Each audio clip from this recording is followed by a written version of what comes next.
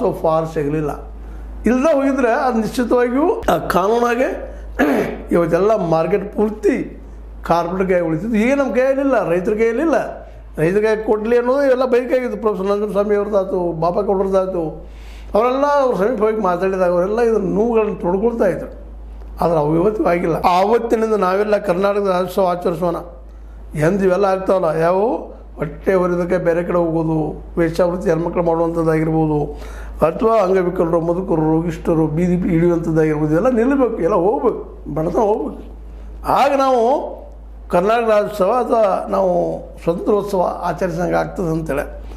ಇಲ್ಲದಿದ್ದಲ್ಲಿ ಈ ನಡೆಯುವ ಆನಂದದ ಕುಣಿತಗಳು ಕೋಟ್ಯಾಂತರ ದೌರ್ಭಾಗ್ಯದ ಕನ್ನಡಿಗರ, ಅಂದರೆ ದೇಶಿಗರ, ನಮ್ಮ ದೇಶದ ಎದೆಯ ಮೇಲೆ, ದೇಶಿಗರ ಮೇಲೆ, ಎದೆಯ ಮೇಲೆ ಕೆಲವೇ ಅಯೋಗ್ಯರು, ಕೆಲವೇ ಅಂದರೆ 10% ಹೇಳ್ತಾ ಇದ್ದಿರಲ್ಲ, ಅಯೋಗ್ಯರು ಇವರು ಕುಣಿಯುವ ಅಸಹ್ಯ ರಾಕ್ಷಸ ಕುಣಿತದಂತೆ ಕಾಣುತ್ತದೆ.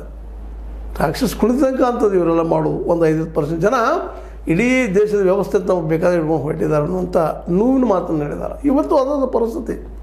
ಪ್ರೊಫೆಸರ್ ನಂಜನಸ್ವಾಮಿ ಅವರು ಹೇಳಿದ ಮಾತನ್ನು ನಾವು ನೆನಪಿಸೋದು ಯಾಕಪ್ಪ ಅಂದ್ರೆ, ಇಂಥ ಹೋರಾಟಗಾರರು, ಜನಪರವಾದ ವಿಚಾರಧಾರೆಗಳು ಜನ ಇವತ್ತು ಕಡಿಮೆ ಆಗ್ತಾ ಇದ್ದಾರಂತ. ಇವತ್ತು ಹೋರಾಟ ಮಾಡೋದ್ರೆ ಕೆಲಸ ಇಲ್ದವ್ರು ಮಾಡ್ತಾರೆ ರೀ ಅನ್ನೋಂಗೆ ಮಾತಾಡ್ತಾರೆ. ಇಲ್ಲರಿ ಅವರು ಯಾರು ಬೇಡ ಅಂದಾರ, ಒಳ್ಳೆ ಮಾರ್ಗ ಕೊಡ್ತೀವಿ, ಹಾಗೆ ಹೀಗೆ ಮಾತಾಡ್ತಾರೆ.